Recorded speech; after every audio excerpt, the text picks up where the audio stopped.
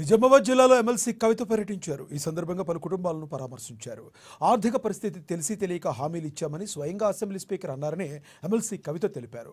చేతిలో ఎర్రబుక్కు పట్టుకుని దేశమంతా తిరిగే రాహుల్ గాంధీ తెలంగాణ పరిస్థితులపై ఎందుకు మాట్లాడటం లేదని ఆమె ప్రశ్నించారు. కాంగ్రెస్ పాలనతో రాష్ట్రంలో భయంకర రోజులు వచ్చాయని ఆరోపించారు. అన్ని రంగాల్లో కాంగ్రెస్ ప్రభుత్వం విఫలమైందని కవిత మండిపడ్డారు.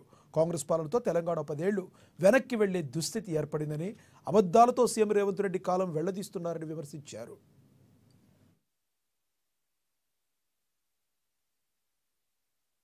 ఒకప్పుడు నీటితోని నిండు కుండలాగా మంచి గాదెల నిండా వడ్లుండి 10 ఏళ్ళు సిరులను వెదజల్లినటువంటి నిజామాబాద్ జిల్లాలో ఇవాళ రైతులు మళ్ళా యూరియా కోసం లైన్లు కట్టే పరిస్థితి, మళ్ళా కరెంట్ ఎప్పుడు ఉంటుందా ఎప్పుడు పోతుందా అని ఆలోచన చేసే పరిస్థితి, ప్యాకేజ్ 22 కాళేశ్వరం కంప్లీట్ కానటువంటి పరిస్థితి, ఏ చెరువుకు కూడా ఎక్కడ కూడా ఏ ఒక్క ఆఫీసర్ కానీ నాయకుడు కానీ వచ్చి పట్టించుకోని పరిస్థితి, మొన్నటి బతుకమ్మ అయితే కనీసం చెర్లకాడ చెత్త తీసి లైట్ పెట్టలేనటువంటి పరిస్థితి, ఏ ఒక్క చిన్న పని కూడా ఏదైతే అవ్వకు తాతకు పెన్షన్ ఇస్తామని చెప్పిండ్రో ఎవరికి కూడా పెన్షన్ డబుల్ చేయని పరిస్థితి, ఇప్పటికీ గవే కేసీఆర్ ఇచ్చిన పైసలు వస్తున్నాయి తప్పితే కొత్తగా కాంగ్రెస్ వాళ్ళు వచ్చి ఇస్తున్నటువంటి డబ్బులు ఏమీ లేవు.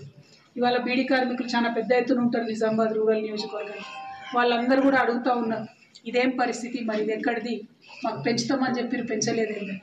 అదేవిధంగా ఆడబిడ్డలు 18 ఏళ్ళు దాటిన వాళ్ళందరూ కూడా ఇప్పటివరకు బాజిరెడ్డి నగర్ చెప్పినట్టు మరి మాకు చెప్పిన 2500 ఏవి అని చెప్పి ప్రశ్నించేటటువంటి పరిస్థితులు, అందరికీ స్కూటీలు ఇస్తా అని చెప్పి 18 ఏళ్ళు నిండినటువంటి ఆడపిల్లలు అసలు దాన్ని ఊసే లేనటువంటి పరిస్థితి. అంటే అలవి కానీ హామీలు ఇచ్చి ప్రజలను మోసం చేసి నిన్నటికి నిన్న గౌరవనీయులు మన స్పీకర్ గారు అసెంబ్లీ స్పీకర్ గారు మాట్లాడుతున్నారు మేము ఆర్థిక పరిస్థితి తెలిసి తెలియక వాగ్దానం చేసినాం.